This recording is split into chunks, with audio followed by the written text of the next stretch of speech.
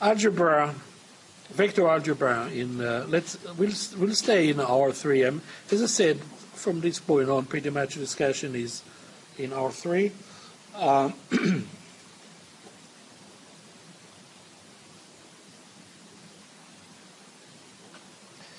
Let's do some notations.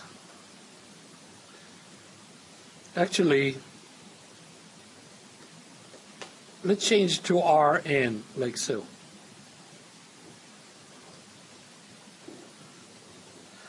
We're going to say generic vector in 2-dimensional will be V sub 2. Okay, so V sub 2 is the set. It's actually the set of all vectors in R2. Likewise, V sub 3 will be the set of all vectors in R3.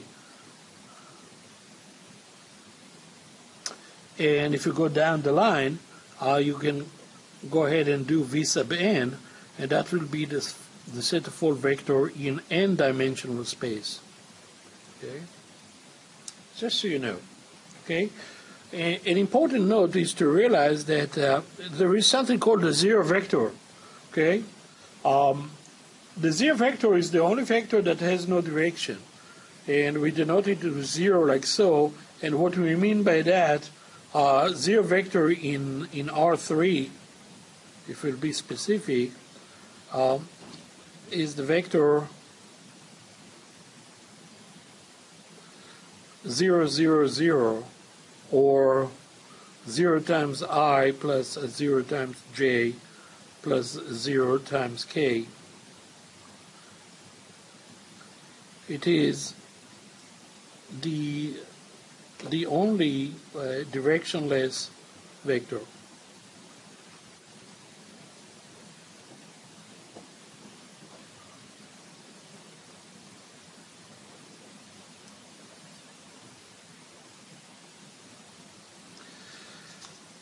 When we add in 3D,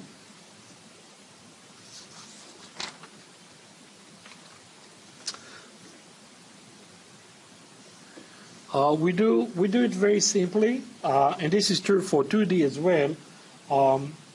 So, for instance, if we have two vectors A and B, where A is the vector A1, A2, A3, and B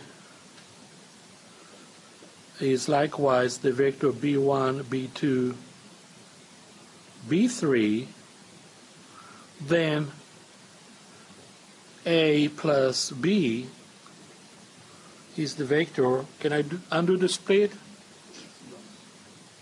Did I hear no? Okay, undo the split.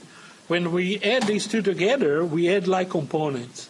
Okay, so we had A1 plus B1, that will be one component, A2 plus B2, and A3 plus B3. And this is important notion, especially if you do the homework. That's how we add vectors. We know how to add vector graphically, right? Place the initial point, place the initial point of one vector on the terminal point of another. But when you do it algebraically, that's how you do it. And of course, in IJK notation, we'll have the same thing, like so.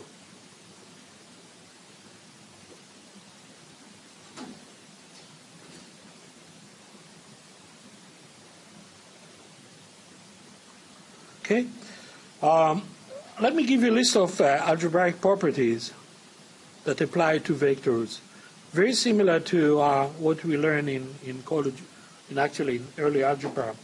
Okay, so we have the commutative property of addition. For instance, the vector A plus B is the same as the vector B plus A. We have associative of addition, so the vectors A plus B plus C, where we place A plus B in parentheses, we associate these two together, we can write it as A plus the association of B plus C, like so. Okay. the zero addition, A plus, remember that zero vector that I talked about? So the zero addition of, and the opposite addition, okay, A plus the opposite of A gives you the zero vector. Exciting, isn't it? That's scalar of distribution of a scalar of addition.